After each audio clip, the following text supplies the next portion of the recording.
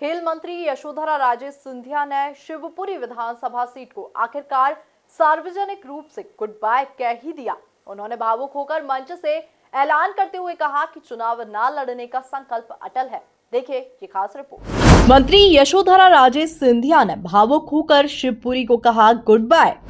मंच पर संबोधित करते हुए भावुक हो गई मंत्री यशोधरा राजे सिंधिया। राजमाता को याद करते हुए बोली मंत्री, चुनाव न लड़ने का संकल्प अटल है। मध्य प्रदेश की खेल मंत्री यशोधरा राजे सिंधिया ने आगामी विधानसभा चुनाव न लड़ने की सार्वजनिक रूप से घोषणा कर दी है। पहली बार उन्होंने मंच से यह घोषणा की है। शिवपुरी में गुरुवार को राजमाता विजया राजे सिंधिया की प्रतिमा अनावरण समारोह के दौरान उन्होंने मंच से यह घोषणा की। शिवपुरी में 8 करोड़ से बनाए गए पाम पार्क में राजमाता विजया राजे सिंधिया की प्रतिमा का अनावरण कार्यक्रम गुरुवार को आयोजित किया गया था। इस कार्यक्रम के दौरान खेल मंत्री यशोधरा राजे सिंधिया ने मंच से भावुक होते हुए कहा कि मैं चुनाव नहीं लड़ूंगी और उन्होंने शिवपुरी को गुड बाय कह दिया। मंच से कार्यक्रम को संबोधित करते हुए उन्होंने अपने समर्थन से अपील की है कि वह उनके इस निर्णय में साथ रहेंगे। आज इस मंच से मैंने संकल्प को पहले ही ले लिया था कि मैं चुनाव नहीं लड़ने वाली हूं, पर आज जिस तरह से आपका मंत्रोच्चार हुआ नवग्रह मंदिर में और जिस तरह से मेरी मां के सामने जो मंत्रोच्चार हुआ आपके, मेरा मन इतना भावुक हो गया कि वो जो निरंतर मेरे अंदर जो भावना है कि मैं चुनाव नहीं लड़ूंगी वो और अटल हो गई है। मैं अब इस चुनाव को लड़ने वाली नहीं हूं।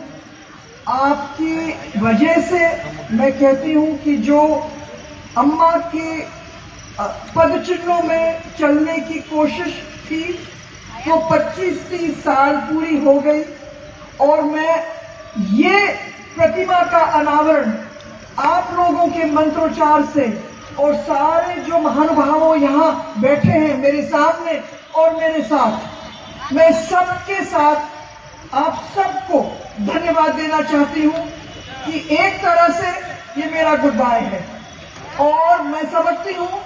वहीं मीडिया से चर्चा के दौरान यशोधरा राजे सिंधिया ने कहा कि उन्होंने अपने राजनीतिक जीवन में राजमाता की तरह कई चुनौतियों का सामना किया।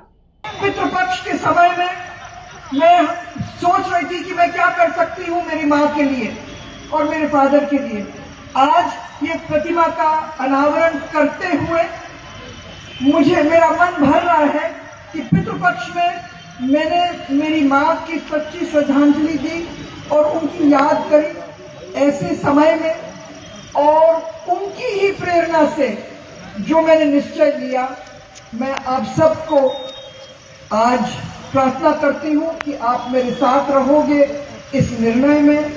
कठिन निर्णय था, पर 4 कोरोना के बाद 21 साल की हूँ नहीं।